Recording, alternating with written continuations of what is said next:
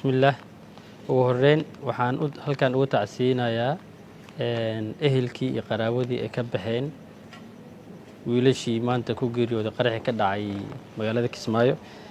Guud ahaan dhimashada waa 2 dhalinyaro ah ka tirsanaa kooxda JCCI.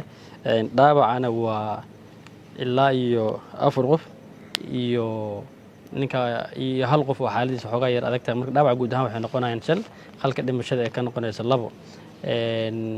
kan wasaarad ahaan iyo kan dowlad ahaan tan iyo qarax markuu dhacay ilaa iyo hadda waxaan u taagannahay inaan garab istaagno dhalinyaradii meesha wax ku gaareen. Saacada hadda la joogo waa 7 saac habeenimo. Anagii oo dowladda ah iyo madaxweynihii dowladda Jubbaland inta wax xiriirkeena markaas waxaan ka shaqeynaynaa inaan la socono xaaladda dhalinyarada. Muddadii oo shil ka dhacay waxaa isla markiiba ka tacsiyay madaxweynaha dowladda Soomaaliyeed ee Jubbaland Mudane Axmed Maxamed Islaam.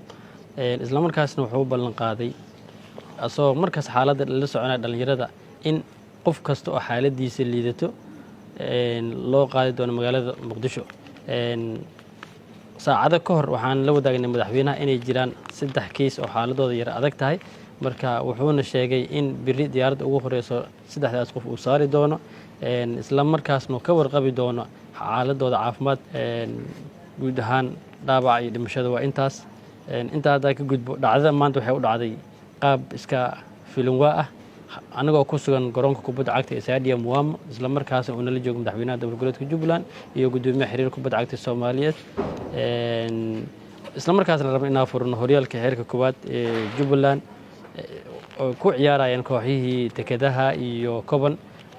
Waxaa shil gaaray kooxda JCCI oo soo socotay garoonka rabtiin inay ka qayb gasho furitaanka iyadoo aan wax ciyaar lahayn laakiin daawado kaliya ka ah.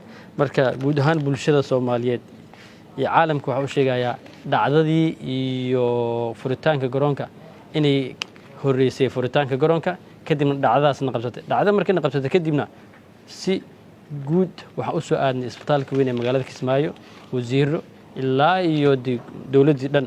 Marka waxaan leeyahay ma loo kala harin caawinaada iyo taakuleenta dhalinyarada. Waa taa arkayseen in wasiiro ka tirsan dowladda Jubbaland ay dhiig shubayeen.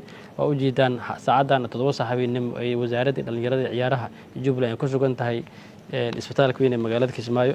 Insha Allah taala walaalaheen caafimaad taama u rajeynaynaa. Anagana tan ilaa iyo biri sidaan inaan u soo jeednaan rabnaa. Dharkii maanta markaan garoonka joognay ilaa hadda aan wadanaa. Marka waxaan leenahay walaalaha loo soo duceeyo insha Allah taala waxaan rajeynaynaa inay noo caafimaadaan ayagoo bid qabana mar labaad aan garoomadii iyo magaaladeena isku arki doono. Waa mahadsantihiin. Assalaamu calaykum waraxmatullaahi wabarakaatuh.